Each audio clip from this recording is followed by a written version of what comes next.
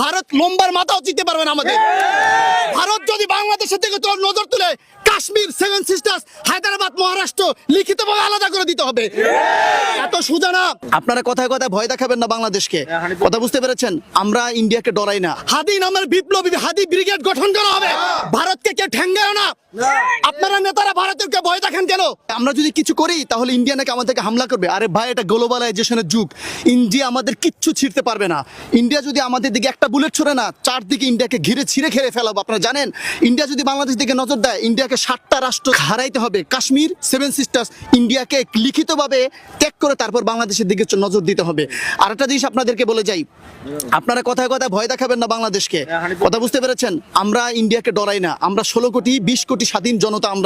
আমরা যেই জাতি নিজেদের স্বাধীনতার জন্য, ভাষার জন্য এবং পরবর্তীতে স্বাধীনতাকে রক্ষা করার জন্য জুলাইতে ছোট ছোট শিশুরা যেখানে আত্মত্যাগ করেছে, সেখানে ইন্ডিয়াকে ভয়ের কিছু নাই।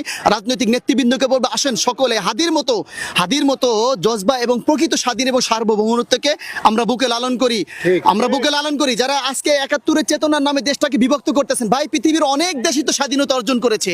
স্বাধীনতার পক্ষে বিপক্ষে লোক থাকে, পরবর্তীতে সবাই মিলে দেশটাকে গড়ে। আজকে সিঙ্গাপুর ব্রিটিশ থেকে স্বাধীনতা অর্জন করেছে, তাই বলে কি সিঙ্গাপুর তাদের সাথে সংযোগ রাখে নাই?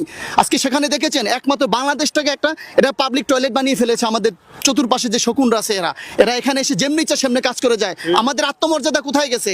ওখান থেকে ইন্ডিয়া থেকে কিলার এসে আমাদের পিলখানা হত্যাকাণ্ড ঘটায় যায়। ইন্ডিয়া থেকে কিলার এসে হেফাজতের হত্যাকাণ্ড ঘটায়। ইন্ডিয়া থেকে কিলার এসে আমাদের ছাত্রদেরকে হত্যা করে যায়।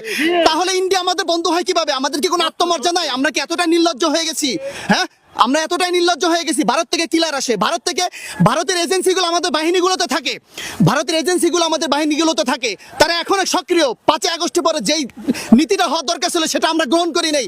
আজকে আমাদের এখানে স্বৈরাচার এবং তাদের দোসরা এখনই হয়ে গেছে। এই দেশের সবচেয়ে বড় ব্যর্থ হলো জুলাইয়ের সবচেয়ে বড় ব্যর্থতা হলো আমরা জুলাইয়ের যে আন্দোলনটা সকলে মিলে করেছিলাম, ওই আন্দোলন অনুযায়ী স্বৈরাচার এবং তার দোসরদের বিরুদ্ধে এখনো কোনো কার্যকরী ভূমিকা আমরা নিতে পারি নাই। কথা বুঝতে পেরেছেন? এখনো কোনো কার্যকরী ভূমিকা আমরা নিতে পারি না। বিচার বিভাগে 2টা দল হয়ে গেছে, বাহিনীগুলোতে 2টা দল হয়ে গেছে, সাংবাদিকদের মধ্যে 2টা দল হয়ে গেছে। আরে বাপ রে বাপ! আরে ভাই, এই সব আমরা তো সবাই যদি দেশটাকে ভালোবাসি, তাহলে হাদি প্রকৃতভাবে দেশের স্বাধীনতা বুঝতে পেরেছিলেন। হাদি বুঝতে পেরেছিলেন স্বাধীনতা কাকে বলে। আমরা স্বাধীন হই নাই। হাদি বুঝতে পেরেছিলেন যে সীমান্তে ফেলানি ঝুলে থাকলে এটা পরাধীনতা। হাদি বুঝতে পেরেছিলেন আমাদের সেনা অফিসারদের হত্যা করা হলে এটা পরাধীনতা। হাদি বুঝতে পেরেছিলেন শাপলা চত্বর গণহত্যা এটা পরাধীনতা। হাদি বুঝতে পেরেছিলেন জুলাই 3000 শহীদের যেই আত্মত্যাগ, এটাকে যদি ধরে না রাখতে পারে এটা পরাধীনতা। হাদি বুঝতে পেরেছিলেন এদেশে ভারতীয় এজেন্ডা বাস্তবায়নে যারা কাজ করে, এটা আসল পরাধীনতা, এটা কোনো স্বাধীনতা নয়।